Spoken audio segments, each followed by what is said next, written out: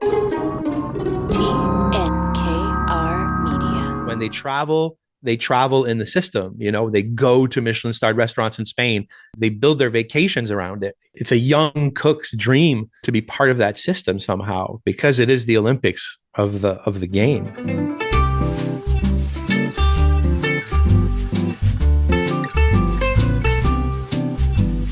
Welcome to the Salt Lake Podcast. Here we are back for another episode.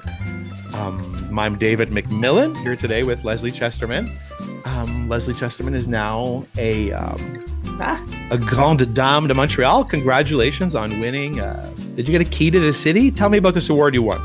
Good morning, good afternoon, good evening, everybody, wherever you are and wherever you are listening to this, and to David as well. So we're going to talk about a lot of things this week, but you want to start off with so we're starting with the Order of Montreal. And I only found out a week beforehand. I got a call from the mayor's office and out of the blue, and I didn't understand it because I know nothing about these orders besides the fact that I've had people ask me to send information for Order of Canada or Order of Quebec. And what usually happens with these orders is that people apply for them. I mean, you kind of put yourself up for it, or friends put you up for it or whatever. So I did not put myself up for it or anything. But this time the mayor chose 8 women that she found, outstanding or did stuff to help the city. And so I found out that way that it was a group of women that were kind of apart from the regular people who get the Order of Montreal. So the Order of Montreal is a bit like the Order of Canada, Order of Quebec, that the government people decide that you contributed somehow to the city. So it was honestly a very humbling moment. I looked around me and I felt a little bit old because I realized that next year it's 40 years since I started doing what I do. And so I'm no spring chicken in this anymore, although, we all feel so young. But I am such a dyed-in-the-wool Montrealer. I will, when David says negative things about Montreal, I'm always on the defense. I'm always proud of my city. And I think a lot of Anglophone Montrealers are because, we saw a lot of our friends and family leave. We saw over the years, if you're a certain age, you live through 2 referendums. You live in a complicated city with complicated politics and 2 languages. And for some people, there's just 1 language. So, having lived now 58 years in this city, more or less, it's nice to see that. I think more people should get the Order of Montreal. I'm surprised. I think I looked through the list of people who got it, and I don't think I saw any chefs. I'll have to check again, but I think the city should open it to even more Montrealers who have really marked the city. David, you marked the city. A lot of people did. This time it was kind of, the focus was on women for the award that I got, but I'm going to start, sending in applications for people to get the Order of Montreal. I seriously doubt that Valerie Plante would give me the Order of Montreal in any, or any she made my life hell who for many years in the restaurant business with her incompetence, and I reciprocated by trolling her on social media when every opportunity that I could get. But let me ask you a question: why aren't you wearing it? Because I just got out of my pajamas and I'm not going to start sleeping in a metal. But I would wear it to the grocery store, to the butcher. I'd wear it in my car. I'd wear it like when I'm naked, brushing my teeth. Well, no, I'm not going to do. But I know you hate when I do this, David. But I will. I am a fan of our mayor. That's not why I got this, because actually Valerie Plante met with me before she was elected to talk to me about restaurants and food trucks. And I had never had anybody from any kind of municipal or any politician reach out to me ever to talk about restaurants. So there are a lot of problems in the city. This is a very hard city to manage because there's so many different interest groups. And I wrote many, many articles about Montreal and the construction and restaurant problems back when it was Tremblay, back when it was Coder, back when it was a lot of other mayors. So I think to just stick it on her, well, we've not been blessed with intelligentsia in the mayor's office for a while. I've seen some extremely misogynist comments made towards her that I don't think chefs would have made. Not talking about you, but I don't think chefs would have made them had it been a man. And I think that's ridiculous. People can have gripes with the city, and there always will be gripes with the upcoming mayors and the past mayors. But I don't see why anybody has to make any kind of sexual demeaning comments, which I've seen, which will always be something that we see, but we're getting off on tangents here. But anyway, I was very happy to get this alongside some very, very, very accomplished women, much more accomplished than I am. And so it was great. But I wanted to also, you've had a big accomplishment this week, is that you've launched a new book. So this is your third book. Is it your Yeah, third third book? book. So spilled recipes and stories of from natural winemakers. This book was kind of based off an idea, conversation that I had once with Cassidy Sniatowski, based on those iconic meals that winemakers prepare for guests. You know, when you visit the winery, when you've tasted several wines, and eventually, for spending the half day together, a few hours together, there often is this kind of meal that the winemakers are accustomed to cooking, sometimes from generation to generation, that's prepared for the guests. And sometimes those meals can be pretty wild, right? It could be like, tête de veau, or all kinds of things like that, caillotte, or so we had this idea of putting this book together based on these iconic recipes, or the unprofessional cooking of professional winemakers could be another way to put that. Yeah. And it took a while. We wrote the treatment for that book pre-COVID. We sold it pre-COVID. Then COVID happened, so we kind of sat on it. And this type of book we couldn't just write without traveling. It's a book that required traveling to be able to write. So the second COVID was lifted, Stephanie and Zev Rovine being one of the biggest natural wine importers in the USA. Stephanie Stephanie Mercier Voyer is a friend of mine, a writer, and she put together the pitch kind of based on my idea and my instruction, and we sold it pretty quickly and to a great brand. We were really excited. We sold it to Rizzoli, which is like a great imprint, and the book is sold internationally, which is different. The Joe Beef book was basically Canada, North America. It did very well, and but this is international, so it's kind of fun to see the comments come in from Japan, from Hong Kong, from Copenhagen, from all over the world. And yeah, that's it. So we had a book launch last week. I flew to New York for a couple of days with my daughter, and we had a party. We had dinner at Four Horsemen, followed by a party at their bar next door. Very nice. Did a couple of press events, and then flew back to Montreal and did a big party book launch at Henrietta on Laurier. It was the first time I'd been in the city in like 4 years, I think. Very nice, but also traumatic. I didn't love seeing everyone from the restaurant industry, and I realized that I'm very content with my decision to leave the city, leave the restaurant industry, and live a simple life in the country. I felt that, right away there was, the old dramas and power plays, and the people that I loved seeing some people, and then some people just like, oh my God, like here come the hypocrites, right? And the hypocrites were present. The people that'll look at you right in your eyes and tell you, hey man, great book. Great to see you. You look good. And meanwhile, like turn around 5 minutes later and talk behind your back at the exact same party that they're at.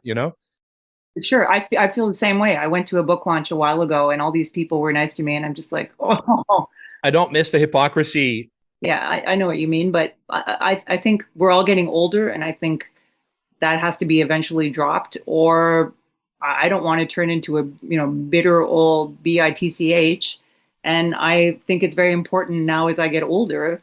But I don't really do what I used to do. And you don't do what you used to do. So I think these things have changed so much over the years that you can eventually let a lot of these things go. No, Not really. I just don't. I not just really. don't feel like I'm happy to not maintain relationships, right? And I know that sounds crazy, but I'm happy to have a very small, closed, intimate web of people around me that, like, I'd say I have less friends, but I have better friends, right? As opposed to, I used to have an enormous amount of friends, but it was like, that concept, like, keep your friends close and your enemies closer a little bit. Like, I feel the restaurant business is so much of that, because at the end of the day, you're colleagues, but you're also in competition constantly, right? And whatever. It's not a very healthy scene. It really isn't, especially in the years where you were kind of at your height and other chefs were at their height. When you're younger, you've got more fire, you've got more ambition, you've got more cutthroat, and no, a lot of stuff goes down in that world. I as a critic, I knew that myself. I lived it, and I didn't have a community around me. I was very alone, and I just thought, but you get a very thick skin after a while from that kind of stuff, and I just think I don't want to die with such a thick skin anymore. I'd rather just be. I was always taught not to suffer fools and just basically I think that, everybody always knew where they stood with me because I would say it straight to their face if I liked them or not, or if I disagreed with them, or if I agreed with, whereas, there's another generation. It's pretty much like, keep up like good relationships, but like how can I say bitching on the private chat DMs of Instagram is something that I wasn't raised with, right? That has changed a lot. I mean, I just find there's kind of a softness in the newer generation of chefs. Everybody's getting maybe a little tired, or I don't want to say politically correct because I don't think that's true. I don't think people change that much. But when you look at something like the success of your books or this book, it's not just, people should also see it as a success for Montreal. That this is, we in a way we should support each other a little bit. Um, which we're also going to be talking today about the Michelin Guide. But I think in the long run, I remember Anthony Bourdain once saying we're kind of all in this together, this whole scene. So yeah, there can be a lot of jealousy or hate or whatever, but something like celebrating a beautiful book, and this is about French natural winemakers. This is a beautiful thing. This isn't Oh my God, something. you're so positive today. Are you on vitamins or something? Did Well, you? it's no, I don't know. I'm trying to. I'm turning the leaf. I could get negative real fast when we talk about Michelin. Trust me, I'm all over that like a hot rash. But yeah, no, I just see it that in a way we should all be happy for each other. I mean, I wish I felt that 100%. Maybe I'm a bit of a hypocrite myself. Anyway, we'll get on to our next big topic. But by the way, I still haven't received my copy of my book, so I'm looking forward to seeing the book. Yeah, my And bad. when it comes to winemakers, I've had some interesting meals, but I've had some bad meals. I had one total vegan meal and she couldn't cook. And I'm like, oh my God, this is torture with such nice wine and such terrible food. But was it a challenge to have to adapt the recipes? Yeah, absolutely. Some of the recipes were basically I had to decipher them from Right. pictures or poorly written Mm, recipes. So it was a bit difficult. And of course, I can't completely change the recipe because that's how they do them. You're right. If the methodology is completely yeah. wrong, and often a lot of these recipes like have been handed down from a couple of generations or three or four, even in some instances, and some of the processes are like completely wrong. There's like a couple of things that made me scream in the book. I was like, I can't do this. Like, this is insane. You don't put chicken. You don't gratinate a chicken stew. You know, but they love that recipe, and it's an iconic family recipe, and the people that eat it love it. And I was just like, but this in culinary in recipe writing, that doesn't make Hmm. sense. Hmm. But there's a few of those, so I tried to not change them, to respect the families and all that. But It's a challenge. it is what it is. Let's say I'm happy the book is out, Is it and very meat forward? Because I find writing a book myself right now about wine and food, it's very hard to avoid meat because meat goes so well with wine. Is there a lot of, and of course the French eat a ton of meat. Is there a lot of meat recipes? not really, not that bad. Yeah, Athenaeus de Beru made a beautiful um, Arctic char, in a giant creuset dish, cooked in grape must. Beautiful dish, great photography on that dish. There's a bunch of stuff that's very light, very very vegetable Mm, focused, and it makes sense because a lot of these people, a lot of the food is very paysan. This is food that generally has to be prepared by one person for 30 sometimes, right? There's a lot of this is vendange food, and and a lot of it is fuel because you can't really have you can't split a rabbit for two people and get back in the vineyard and work, right? You have to, the sun is pounding, it's backbreaking work. So you have to be fully nourished, but light on your feet. You can't be digesting so much in the vineyard. Even like, the way I work, the way I eat here at the farm is very different than, let's say, how I eat in the city, right? I eat here in a way that keeps me light on my feet, alert, uh, and in an energy mode, right? So I think this book is cool. There's some heavy recipes and there's some light stuff. It's a good spread. It's cool. I was once at the winery of Barmez Boucher in Alsace on the first day of their harvest, and it was hot that day. And we were sitting in the vineyard, and they put out a huge table, and we had a bake-off, which is a stew, right? So we did That's a heavy big, day. heavy meat stew. It's about 30 degrees, about 85, 90 degrees outside, and we're eating this stew, and I'm dying. And I'm thinking, yeah, because I'm the only person who's not going to get up after this and be picking grapes all afternoon. They're also drinking wine through the whole thing. Everybody was very happy. I was just sweating through the whole thing. It was pretty hardcore. A lot of potatoes, remember it. Yeah. Anyway, well, congratulations on your book. I look forward to seeing it. And yeah, so tell us again. Spilled. Yeah, I guess you can check it out on Amazon, or if you could follow the links on my Instagram at David McMillan MTL, or if you're in the USA, you can check out Zevro Vine Selections on their website, or I think it's on the Four Horsemen shop. So the Four Horsemen, we had a fantastic meal there. Stephanie Voyer, my co-author, is the general manager of the Four Horsemen Wine Bar, which is a Michelin star restaurant. So it was nice to have a Michelin meal while I was there, gorgeous little wine bar, beautiful wine list. Uh, the chef there, Nick Curtola, has a book out as well. It's a very beautiful book, and he's very much a a cook. I thought his food was so beautiful. I had this little pork loin with morels and a Madeira sauce, and I was like, I don't think I've had Madeira sauce in like 18 years, maybe, and the last time I had it, it could have been butter laden or cream laden.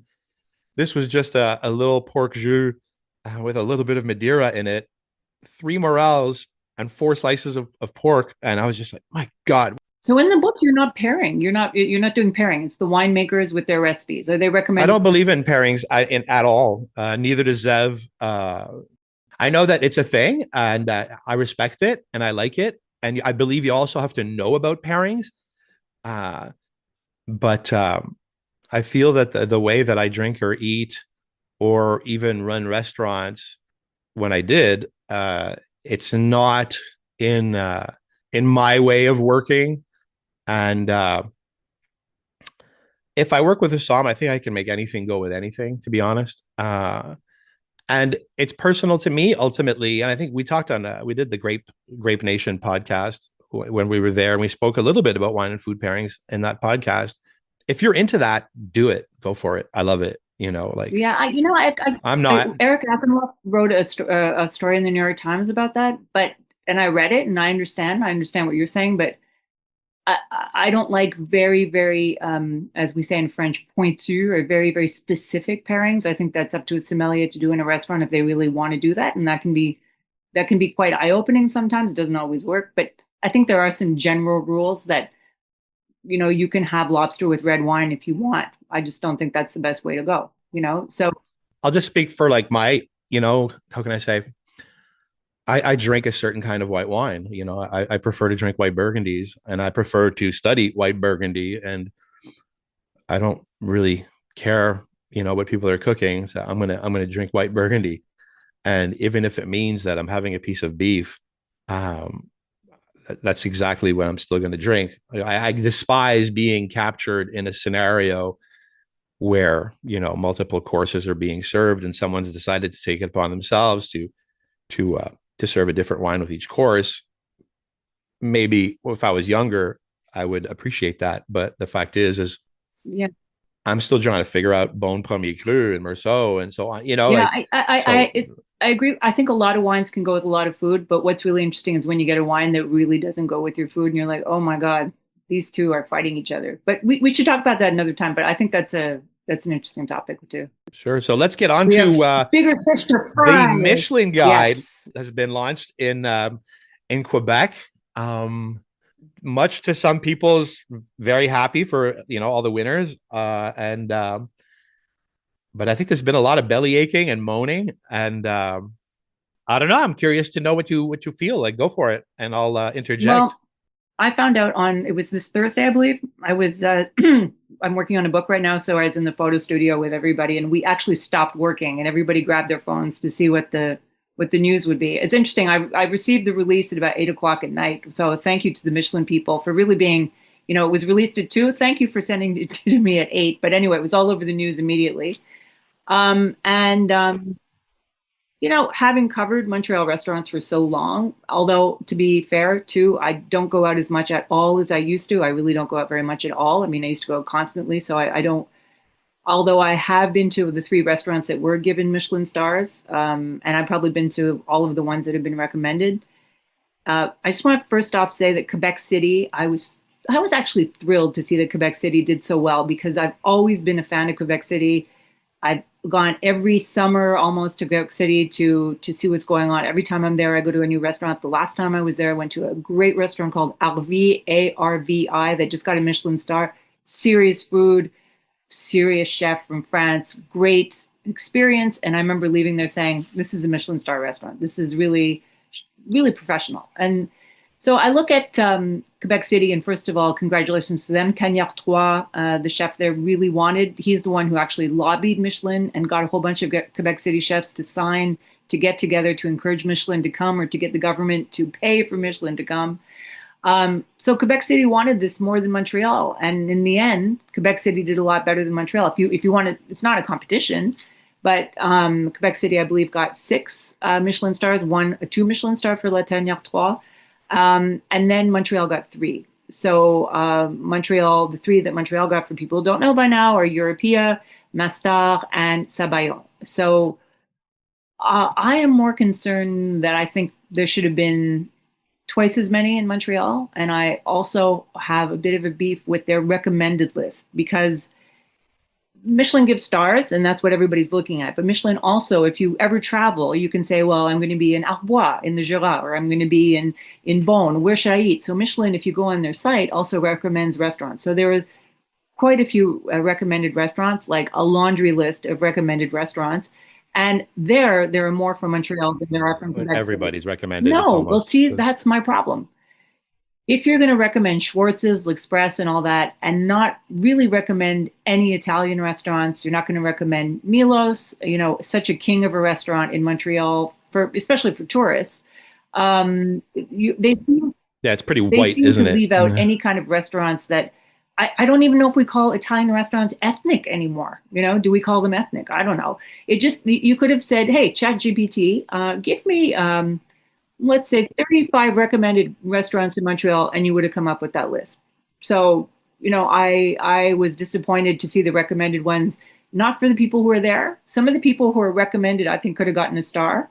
And I'm kind of sad for the good people like Alma, Impasto, these people, Nora Gray, I just ate there recently, very good, not recommended. And yet you're recommending, I mean, I understand why they put Schwartz's there, but on the other hand, does Schwartz's belong in a list like that? So I don't know. I just thought the whole thing seemed to be done very quickly. Well, I presume that it was because from first of all, the province of Quebec is gigantic. There's a lot of road to fill between, basically Gaspé and Montreal, and the townships, of course, is one thing. I presume that it's a good effort for year one. I kind of called it. I don't want to say that I called it, but I was very skeptical on Montreal getting more than 3 Michelin stars. I think I did Pat Lagasse that morning before the list came out, and I was kind of, I hate to say it, but I was pretty bang on my prediction on Michelin stars. Just for people who don't know, Pat Lagasse is a radio announcer on 98.5. Go on. Yeah, it's a well listened to show, and yeah, it's a peculiar list. But I am, I know we've texted back and forth about this, but I am somewhat in agreement with it, you know. But it also is the beginning. Yeah. Right. I think that the second and the third guide are going to be the real guides, right? This is, how can I say, the first one, and it sucks for some people and it's great for some people, but it's only room to grow forward from now. I think that whatever comes out next year will be more complete, will be more put together. And I wouldn't be surprised by next year. And with people kind of readjust, there's some who want to readjust and some who want to stay the same. And I get that. I totally get that. This idea of, oh, we'll try harder. There was Mark Cohen, who is the chef at an excellent restaurant called Laurence. I think it's called Larry's now. He was, this idea of try harder when you've really been trying, you've been doing your best. So, this whole thing, having judged restaurants for so long, I also have a little bit of an issue, and this has always been my issue, of this French brand coming in and telling us which of our restaurants, according to them, are the best. Now, I know Michelin is a big thing. It's now worldwide. They're getting paid to go everywhere. And people wanted it. They wanted international recognition. But, stop and think for a minute that we have the head of a French guide from France coming in with their standards, their evaluation to kind of tell the world which of our restaurants are the best. So I do have a little bit of you see what I mean? Well, what then? What's the alternative that we get behind Canada's top No, 100? every list will have its strengths and its weaknesses. I think sometimes you should put all the lists together and make one mega list. Maybe that would be the way to go, or just keep going to your favorite restaurant. I also have this newfound thing, and you can tell me what you think of this, David, which is starting to worry about this direction of this hyper gastronomy that we're seeing. Because from what I have not eaten at La Tanière, though I have had the chef's food at other events.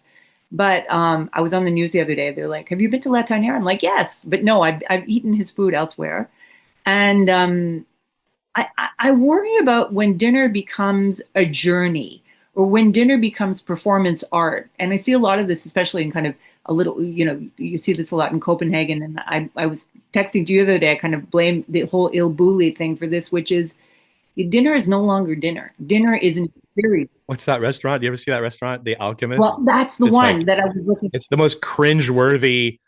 I love seeing videos on it because I guarantee you that I never want to set foot in there, even if for Never. free. So we're a lot, but La Tanière too. Apparently, they come to the table, they explain the whole thing of the history of blood. I don't want somebody talking for 20 minutes between every course. I don't want to have to imagine that. I don't want a video. I don't want smoke mirrors. I don't want any of that. I maybe I'm the wrong person for this, but for me, food always became something, going out for dinner to eat something special and great. But I don't need performance art when I go out to eat, and I see the 2 Michelin stars, and I'm thinking, what would La Tanière have to do to get 3 Michelin stars? Like, what is it? I really wonder what they're after at this hyper gourmet level. Let me kind of try to throw some shade or shed some light on that. It's like art a little bit, right? Some people love to go to the museum and look at a Kandinsky or a quite complex painting, and there's an audience. There's an audience for minimalist, abstract art that's extreme, and those people, they love it, and that's their favorite thing. Okay, just as there is an audience for a classic bistro, right? I know what I like. I like the white wines of Burgundy. And I love a good, solid French bistro. It took me a long time to figure that out, but I know it now, right? I don't care if there was 10 3 Michelin star restaurants in Montreal, I would go to 0% of them, right? Because it's not my thing. But what I'm saying is those are the restaurants now that are being celebrated the most. You see what I mean? Are we leaving regular food behind? No, they're being celebrated the most in that audience. Yeah, they're getting a lot of attention worldwide. I mean, if somebody's going to make the cover of Time magazine, it's going to be René Redzepi and not give me a great bistro chef. You see, I'm even looking. Bertrand Aubueneau.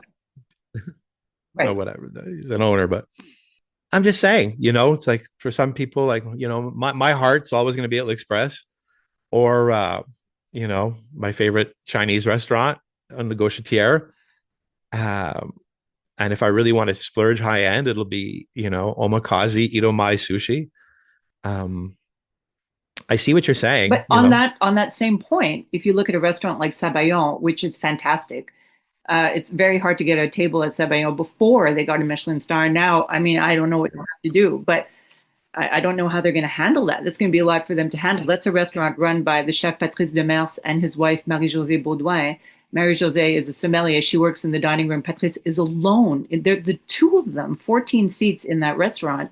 And so that is not super hyper fancy. That is I think the one Michelin star really maybe nails that kind of really good food, no smoke and mirrors, I'm so happy for Patrice and Marie Jose. Like they've excellent cooking. Patrice has been living that lifestyle for as long as I've known him, right? Patrice has eaten in hundreds of Michelin starred restaurants, loves the system, loves that kind of multi course cooking, is a master pastry chef.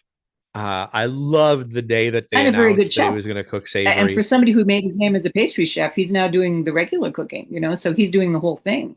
But I'm also very happy for that reason for Simon Matisse, who is a chef who is so dedicated, works again, a small-ish restaurant, 40 seats about, works, has always been talented, is always very shy guy, worked very hard. So it's nice to see the people who get awarded, but then you see people who expected a star who are devastated, But look, sorry, but that's I submitted work to journalism competitions, and you don't get it, and you're like life, that's life, like sorry, but and I think you do have to be on that specific route to want to get a star to get a star. And a lot of people here just aren't, But then I see a restaurant like Tokay, which I think is always a restaurant that was that kind of restaurant, always opened with that kind of a feeling. A big restaurant with a big dining room, now a big wine list, 14 people in the kitchen, and they miss the mark somehow. So that must be very difficult for them to see, because if that, if you're a more casual restaurant, you wouldn't necessarily expect it. But if you're that kind of restaurant and you don't get it, that is hard. But there's always next year. I think that's the healthy way to look at it. Is there's always next year, and listen, there's some restaurants that are doing really great numbers and they're financially very viable, and they have large staff, and they've been open for many years. Even let's say my ex restaurants, that's a very solid company, right? For sure, it would have been nice for them to sneak a star in. Would have been the cherry on the sundae, but let's not forget that they still have a sundae and it's a pretty good sundae, right? They just didn't get the cherry on top, but that's a big company and a big business. So that there's a lot of restaurants that do well and have great, fantastic, large teams and put out consistently amazing food and that are beloved by the people of Montreal and that are iconic. And not much is going to change for them. They're just I seriously, good Lord, I hope that they don't try to change for a guide. That would be misguided. That's another issue, is that will restaurants kind of change the way they cook for the guide? Some will. Some will. If let's say that's your focus and you're younger and that's what you want, go for it. I wish it for you. If having a Michelin star or two Michelin stars is your dream in life and that's your goal, and you're gonna do whatever it takes to achieve that, well, who am I to criticize you? If that's your goal, I wish your dreams come true. I think also there was the question that we wondered whether or not Michelin would water down their criteria for North America. And you've eaten in more Michelin star restaurants in North America than I have. But things have changed so much since I worked in Michelin star restaurants. So now when I'm seeing compared to what I saw in France, which was extremely luxurious, um, I'm not seeing anything as close to that anymore. So I don't know if they've watered things down as much as had to keep up with the times. Yeah, I get it. When I was at Four Horsemen, I think I'd say that's a 30-seat wine bar. I think maybe 7 or 8 of those seats are at the bar. It's a small restaurant. It feels like a Montreal restaurant, to be honest. It feels like a busy, small Montreal wine bar. And I'd eaten there pre-Michelin, and it was very, very good. It's always been very, very good. What kind of food? Um, Wine bar food? I'd say kind of, yeah. Yeah. Yeah, smaller plates. The menu isn't massive, and 5 apps, 5 mains maybe, and some of the mains are app size. So, it definitely, looks like a place you could share food in. And but the service is impeccable. The wine list is impeccable, and the food is perfect. And the room is dark, a little bit noisy, but in a good way, in a good, comfy way. But I was like, yeah, they squeak by. I feel somehow, but good for them. I've always wondered too, like Septime, in Paris has had a Michelin star forever, you know, but not two, which is weird, Mm. right? Is it because of the chairs? Is it because of the food being somewhat experimental sometimes? Every dish on that menu is amazing, but they're all not hits, right? Mhm. And um, is it because of no tablecloths, right? So Septime is Septime. They've never decided to make changes to maybe look for a second star. So it's interesting to me. There's a lot of chess moves, and there's a lot of it's a very interesting game if you want to play it. The other thing was a surprise was I've been watching, like, let's say the last month of every food writer Predicting. or blogger, the predictions. It's like all these people that have never basically eaten in a one Michelin star restaurant had all of uh these 20 restaurants in Montreal that deserve a Michelin star. And I was always like, you have no clue you're gonna be very disappointed when that happens. If you really think that your 20 restaurants that you believe are great are going to have a Michelin star, Right. you should get in a plane and go check out some very simple Michelin stars. Start spending some money. There's another interesting thing about Michelin, not many people talk about anymore, which is the three Michelin star restaurant, because a lot of famous three Michelin star restaurants have lost their third star. Georges Blanc this year, Auberge de Lille. I had a meal at Auberge de Lille that couldn't have been more perfect. In fact, it was soulless. It was so perfect. I've never had a meal like that in my life. That was when they still had three. They're down to two. I don't know what you did. They let a dog in the dining room? I don't know what could have happened. But a lot of these older French chefs who have kind of cruised on three stars for a million years are dropping off the three stars. So now to get, Yeah, but that's normal. yes, It's part of the process. yes, of course, I'm sure they're devastated. Do you know back in the day when Paul Bocuse, when he had two stars, his bathrooms were in the back garden of his restaurant. I mean, think, Like Normal would have got 2 stars, but maybe 10 years ago. yeah, I think that 10 years ago would have been very different. But it seems to Yes. change so much. But to get three stars today, so we're seeing kind of the old classic chefs who are losing that third star and having, a lot of them, let's be honest, are not anywhere near the restaurants anymore. A lot of them are cruising on a lot of the old dishes. I had at Paul Bocuse's restaurant when they took one away after he died, so it still had three stars. It was not anywhere near a three-star experience. I mean, I think the spinach was even sandy. I mean, God forbid. And such rude, indifferent waiters, and not a woman in that place back then. But to get three stars now as a young chef, they say it was all about investment before. But and you see some of these young chefs get their third star, and they look like they're going to grab that third star. They're going to grab that award and just die on the spot. Like they've given their all. They can't do any better, and they just collapse. You see what I mean? It's like for a young chef to get a third star these days is impossible. Well, if you're going to win like a gold medal, you want it to be at the Olympics, not, at some other thing, not at les Jeux du Québec, right? So, say what you want, you know, whether it's an article in a magazine or the New York Times or, being on whichever list there is. And God, they're countless these days, it seems. Um, the gold standard is the Michelin guide, and that's that, right? So, and I know that, let's say, they sent letters to, all these restaurants like a month ago or 2 months ago. And for sure that, receiving that letter 2 months ago, where they want to just solidify their information, your address, you have wheelchair access, so on, blah, blah, blah. Uh, it's like sprinkling fairy dust on, the 100 restaurants that received this list, because definitely you're going to go to bed at night and you're going to kind of like, man, I know that I'm telling all my friends that I don't care, right? And it is what it But I care. is. But when your head hits the pillow and you have 5 minutes to fantasize about how it would feel to actually get a star, I could feel that from Mark Cohen from Larry's post. He's worked tirelessly, for years, and listen, he's a lights out cook. And even, let's say, when it comes to, I'm always a big critic on sourcing ingredients, and him and Seffi with the butcher shop next door are very good at sourcing ingredients. I mean, some of the best in the city. for sure he was going to be mentioned or get a bib or something. But you know that Mark being from the UK for sure has worked in Michelin star restaurants in his youth.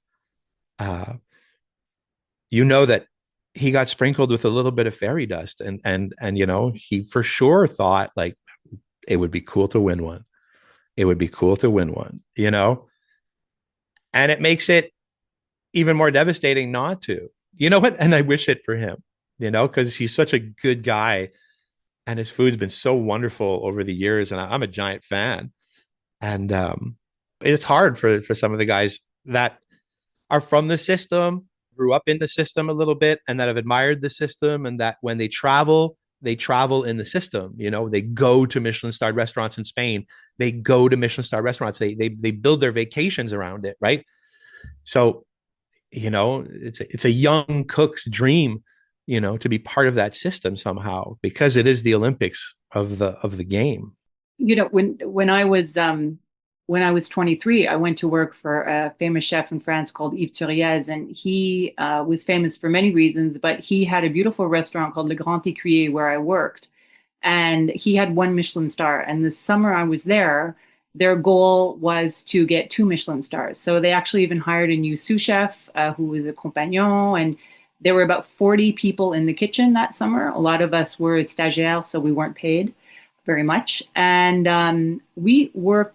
Everything was from scratch. Everything was the commitment was that summer we were going to get two Michelin stars. And he never got them. He never got them. And he met with Michelin a few times to say, what are we doing wrong? I mean, we're talking 40 cheeses on the cheese plate. We're talking silver cloche back then on every single plate. We're talking a wine list that was unbelievable. And they actually said it's because of your service, because we were in the middle of the country, really nowheresville, and it was hard to get people to train nearby to have better service. Okay, so Michelin says they don't judge service, which I don't believe 0%, at all, yeah. Because you can't have an excellent restaurant that doesn't have excellent service. Imagine if they really were not looking at service at all. You could just serve everybody. You could say, come and get it. You just ring a bell. That's it. In a cafeteria. Exactly. So I saw this man's life. I wasn't there forever, but the devastation of him never getting a second star. And also because he was friends with all the other top chefs who had three, for him to not get two. The man had two Ferraris. The man had an incredible empire. He owned all of the half of the buildings in his village. It wasn't enough. All he wanted was that second Michelin star that he never got. And I'm telling you, you see it in his eyes. The man looks, well, of course he's French too. So that's weird. what it's all about. You can cry over a Michelin star. You get two cries in life. One of them is for the Grand Canyon, and maybe the other one is for when your children are born. It's a big deal to them. I don't know if it's as much of a big deal to young French chefs. We'd have to ask young French chefs, but you know what? I bet it is. You see that drive. But anyway, now the door is open for anybody in Quebec who has that drive, who wants 3 Michelin stars. Find a very rich person to help you build this palace where you can present your magnificent art, and good luck. Yeah, what an entertaining week it's been. We just want to remind you too, we do have an Instagram page, which is Salt Lick at Instagram. And also, if you have any questions or comments, go to saltlickpodcast@gmail.com and ask away. And to help people find the podcast, if you give us a very good star rating, it's not only encouraging to us to get started, but also a good way for people to share the podcast. And I want to do a little thing today with David, which is hits and misses of the week. And the reason I want to do this is cover some news stories a little bit quickly of things that I liked. And my first one is a hit. And the Quebec government here is going to be changing or requesting that restaurants change the software on their cash machines so that they're no longer tipping on the full tax amount. So for people who aren't from Quebec, we pay a lot of tax here on our restaurant bills. What is it? Is it 15%? Oh yeah, plus yeah. So it's prices are 30% more than advertised is what you would say. That's 30%. Tax plus tip, let's say. Tax and tip. So before, what you would see is the final amount with the tax, and then you would tip on that with the little cash machines. And now what they're going to insist is that you see the amount pre-tax, which I've always looked at anyway, and then tip on there. And I've also noticed that tip machines that used to give 15, 20, 25 or whatever tip, I think a lot of them are now starting at 20. And I, as a former restaurant critic, always gave 15% because I didn't want to give away if I loved it or didn't like the meal. So I never want to evaluate a server's work on the tip that I give them. Although people like my mother would always do that. My mother was the person who'd be like, the service was terrible. I'm not leaving a tip. And I'm like, no, please leave a tip. But I'm all for this. What do Yeah, you for think? sure. Well, yes and no. Oh God, it's a hard question. I don't want to answer it because I'll have colleagues mad at me, and I find the price of restaurant prices are ridiculous right now. The price of ingredients are ridiculous right now, and even the price of wine. It's like this new normal is 3.2 markups on wine bottles at the restaurant. So there is a case to be made. It's like, should I even tip on the wine? Right? If a $20 bottle is like 65 or $70 now at a restaurant. There's always the thing about should you give a tip? Let's say you get a $200 bottle of wine or a $50 bottle of wine. The service is the same. Should I be tipping so much? And the answer to that is yes. If you're getting the $200 bottle of wine, I say tip on. If you're ordering that wine, expect to tip on that bottle. I just hate seeing the wait staff, and the restaurant staff, be taken to task once again, right? Again, I'm not so much into the nanny state. I've never been a fan of the government and their, software installations on our cash registers. Also, this basic, like, total lack of trust that the government even has with restaurants never stopped the problem of, cash no tax bills or whatever. And now I don't know, what kind of what bureaucracy genius, came up with this plan. Listen, you go to restaurants and you tip. I do think also, though, I do have a son who works in the restaurant business who some nights brings home quite a lot of money. And I think he's making a lot more as a waiter than anybody probably is in the kitchen. I've always had that, having worked in kitchens, never worked as any kind of serving position. When I hear about how much some busboys and waiters and barmen are making in these restaurants, I know not all servers are It's making that always kind of been the money. problem too with the cooks, right? To see this basic, like, The resentment. you've been to cooking school, you've done stages in France, you've bought knives and Yeah. books, and you've worked for free, and and you've been at the restaurant for 5 years, and you cute waiter, And the busboys making more you than cute you. Yeah. waiter Yeah. just made your weekly salary on in one shift because he got like that lucky table of six that decided to go bananas on the wine list, and that sucks. And it's always been an elephant in the room, and it's like, always an owner of a restaurant, it's always been like this thing you don't talk about, right? You don't talk about the monies that waiters make, because it's going to upset the kitchen, right? And sometimes you got a dumb waiter who decides to brag at the coffee machine to another waiter how much they made last night, and a cook overhears that, and then the cook tells the other cooks, and all you have a full-blown mutiny on your hands. And I can't tell you the amount of times that I've had to diffuse a full-blown mutiny. uh What about sharing tips? it's illegal, right? I think restaurants still do it. Everyone, and I forget, listen, I've been out of the restaurant business for 4 years, and they could have changed this law, or I don't even know anymore, but I think it's illegal. Your tips are your tips. And all the waiters have to agree, if I recall correctly. And I'm sure someone will send me a text and correct me if I'm wrong, but all the waiters on the floor have to agree as a group to give a percentage tip out to the kitchen. If there's just one waiter or two waiters that don't agree with that, it's a problem, because then you can't do it.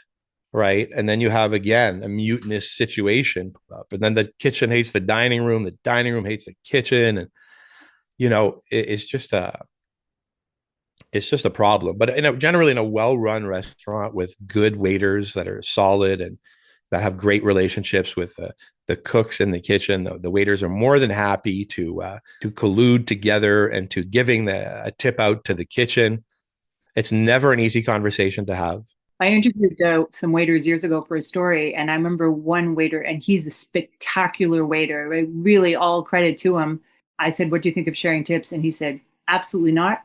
I work hard with my customers. They come back for me, and I'm like, ooh, okay, it's not the food. And he was adamant that no way would he ever share tips. And I don't agree with that at all. I think the people in the kitchen are working hard. I think there is a discrepancy there that should be fixed to avoid But resentment. let's just say it's the law as yeah. I understand, but my revenge, David, is that when my son comes home with a lot of money, I say, give me half of that because I'm getting my revenge on you right now, my young son. Of all the years that the waiters made more than me than I worked in a restaurant. So I just want everybody to know that I'm getting the revenge through my son. So the people and I will distribute the money to all the people in Montreal kitchens. No, but seriously, I mean, he comes home and tells me how much he makes, and I'm like, well, good for you, kid. Go do the dishes. Really, anyway.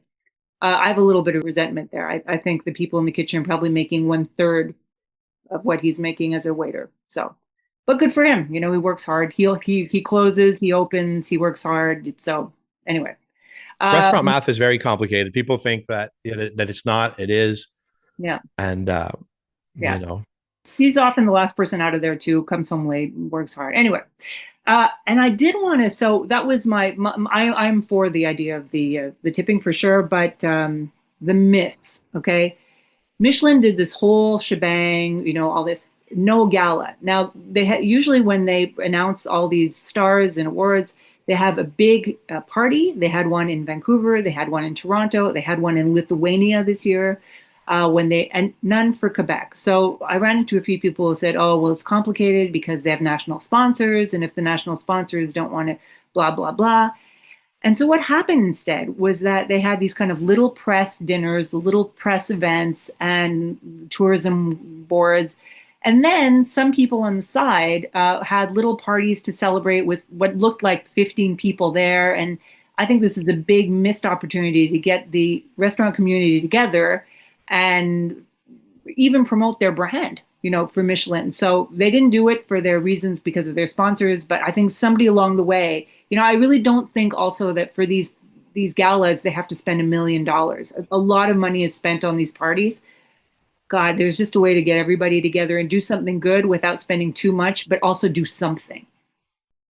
I don't know, just to do a party for 3 1-star restaurants in Montreal, and then maybe, having to drag everybody from Quebec City and then where to do it in Montreal or Quebec City. Maybe these are the logistics in place, you know? I think they would have all come. I think chefs don't get together enough. There was the table ronde event here in Quebec, but I think that chefs in New York and other places, Toronto, I think they're all getting together a lot more than we are here. And it's a big province, and you're right, it is Quebec City and Montreal, and they're 3 hours apart drive.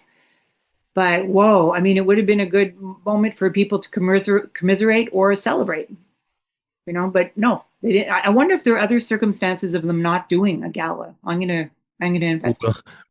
As per the Michelin guide and their secrecy, we'll never know. We'll never know. I went to one in Las Vegas years ago when they launched the Michelin Guide in Las Vegas, and that was insane. And then they stopped for a long time. They stopped LA, they stopped Las Vegas. I guess they weren't paying them anymore, but I think they're back. And Michelin, I thought for a while there, when 50 Best and other people started to show up, I thought they were it threatened. I thought maybe this will be no longer, Michelin, maybe they won't survive. And yet they seem to be doing better than ever. Maybe the math didn't work either, who knows? Mm, yeah. Yeah. I can't see how much money they're going to make with this guide here, but Yes. And I guess there's no printed guide either. you see But what I'm saying? Like, yeah. where's the source of revenue? And no, I don't. Who paid for this, by the way? Did the government, did the good taxpayers of Quebec pay for this?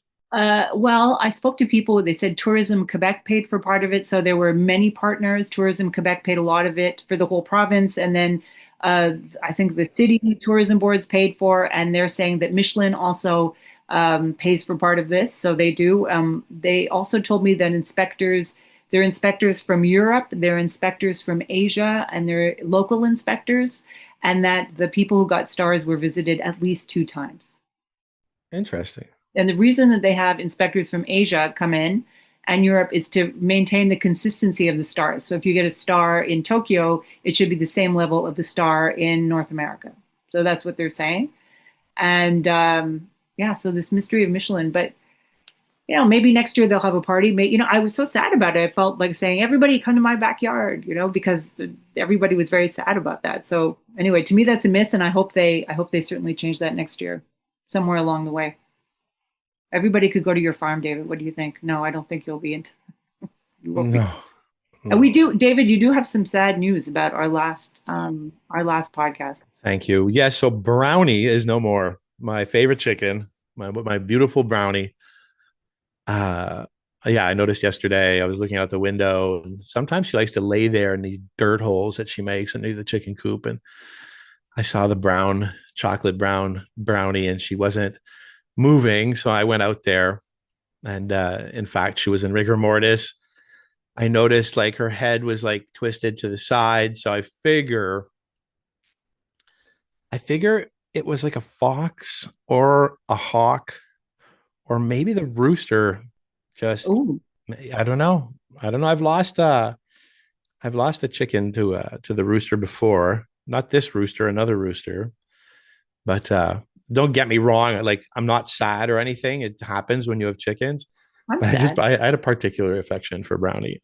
There's nothing wrong with being sad about losing your I'm favorite not I'm chicken. not sad. I'm not sad. But like I'll miss like, there's nothing that I love more than having dinner outside on a Saturday evening when there's sun and with my whole family around the table, we eat by the pond and it's nice to have the chickens around, because they just basically they're opportunistic and they wait for like me to throw them like little pieces of bread or corn or whatever. And I always look at Brownie and I look at Brownie like I look at a painting. I always say, what a beautiful hen.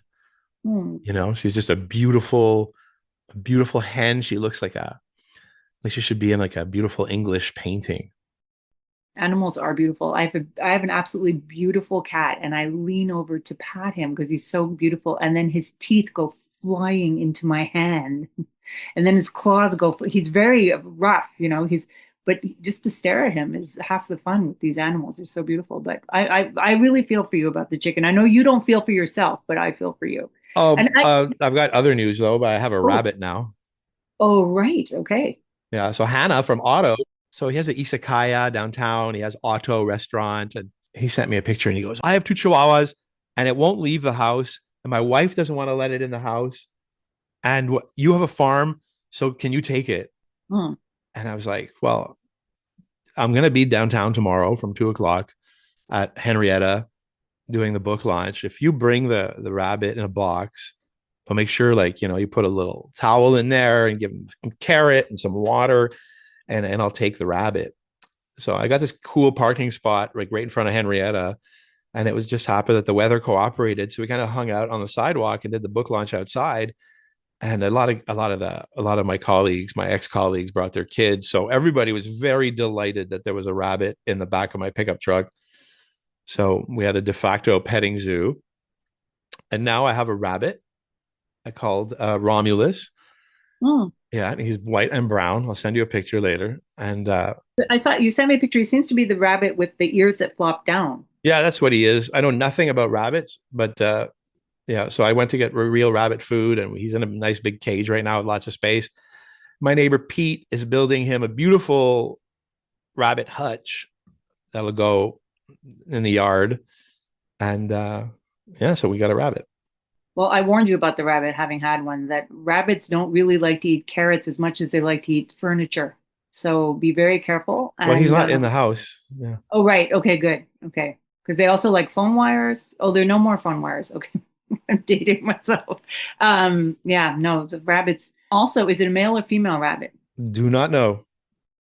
Well, you'll soon find out because rabbits really do like to, pardon me, but they hump everything. And we had a rabbit who humped everything. And my dad felt sorry for the rabbit. So he took the rabbit to the vet and he thought it would just be a little snip, whatever. And he comes back and they had to give the rabbit a hysterectomy because it was a female rabbit and it cost him $300.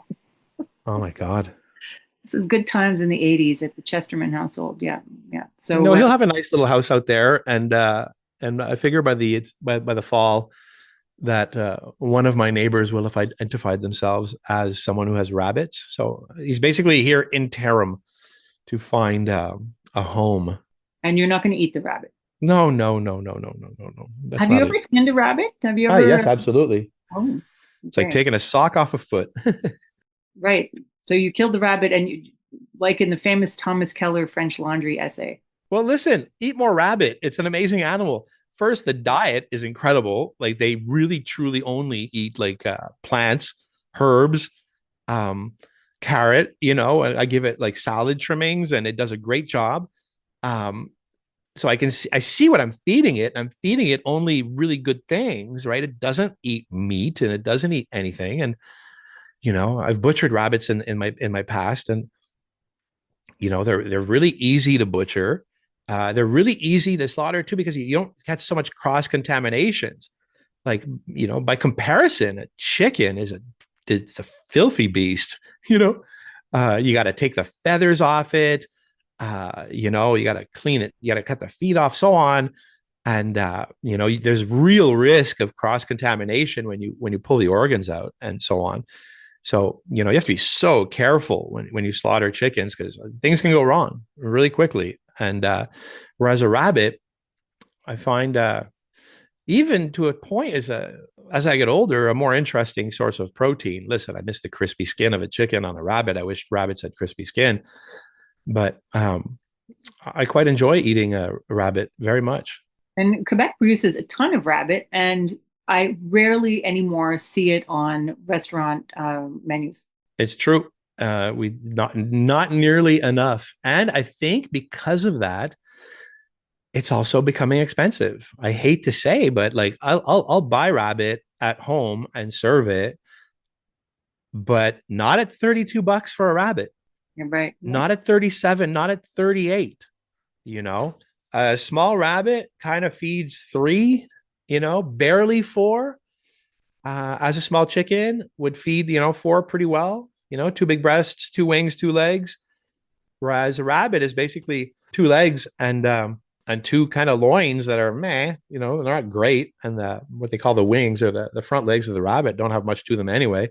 So, I'm into rabbit, but you guys got to get the price down to 18 to $22 there. And let's see an organic certification too. I rarely see that. Like, show me an organic certification on a rabbit, please. Because I've not come into contact with that yet. I don't know much about raising rabbits. It might be impossible to raise them organically, or the food maybe is not available organically. But I think we'll see more rabbit back on restaurant lists if it becomes a better price. Could you give us a quickie recipe? Let's say we want to make a lapin moutarde. Okay, I'm rabbit. not going to give you that recipe because that's a common one, and I was just talking to a neighbor about it. I'll give you another recipe, but I'm going to talk about confit.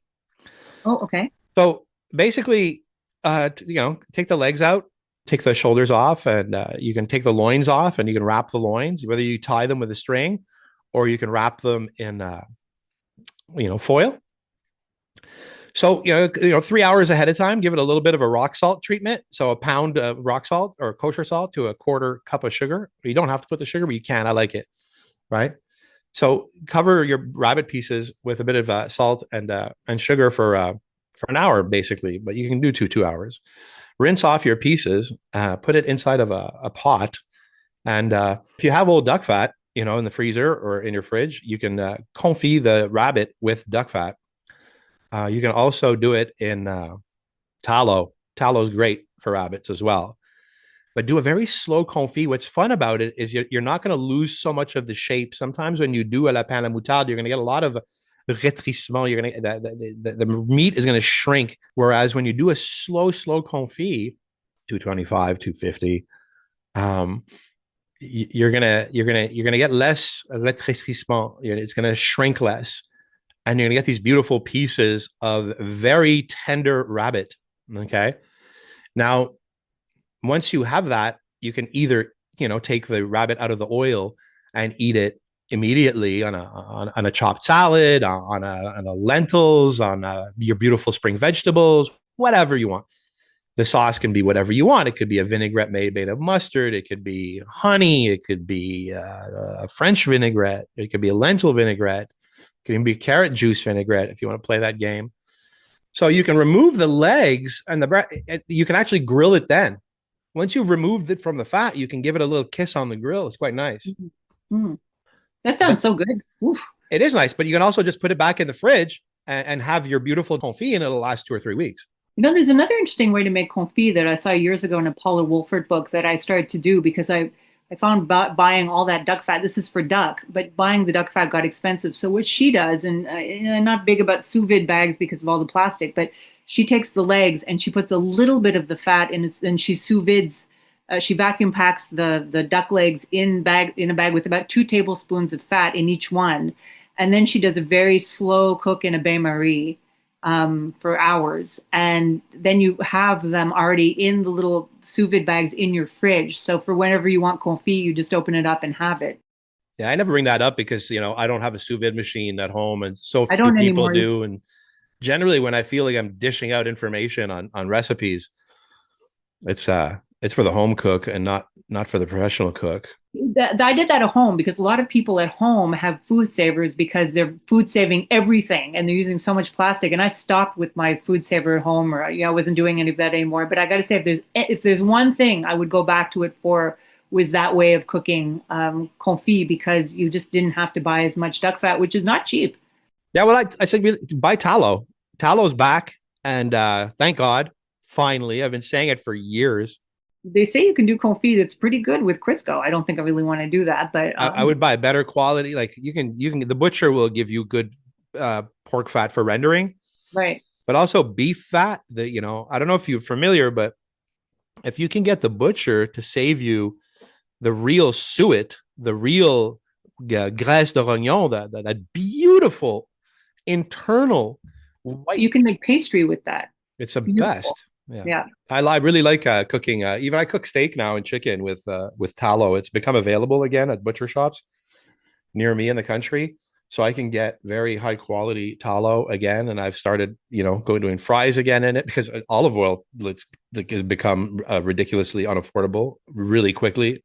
Absolutely. It's all a joke. It's all crazy, and I don't even see that it's ever going to even go down again, like the price of homes. So. Tallow, thank God. But, I'm seeing now tallow is starting to be packaged in cool containers with retro labels. And what used to be 99 cents or free is all of a sudden $6. Hilarious. Yeah, I think people are also putting it on their face. I think women are saying it's an anti-wrinkle formula. And I've seen a lot of doctors saying it's not. So people, I don't think you should put tallow on your face. Cook with it instead. Anyway, I think that's a good place to wrap up with the tallow on our faces. And I hope everybody enjoyed this podcast. Thanks to TNKR Media and our wonderful producer, Dan Delmar. And thank you, David. Have a good week. As well to you. What's happening to you this week? Anything and any exciting things this week? Book launches this week? Medals? No, I'm not leaving the farm. We're just farming. It's been cold out, so it's kind of neat. We can work harder when it's cold like this. Heat is crippling. Yeah, it is. It's a good week to pull weeds and spring cleaning. I got off the tractor to do the podcast. I'm back on the tractor in 5 minutes. So I hope everybody's an excellent week and be well. Well, good farming. All right. Take care, everybody. Bye-bye.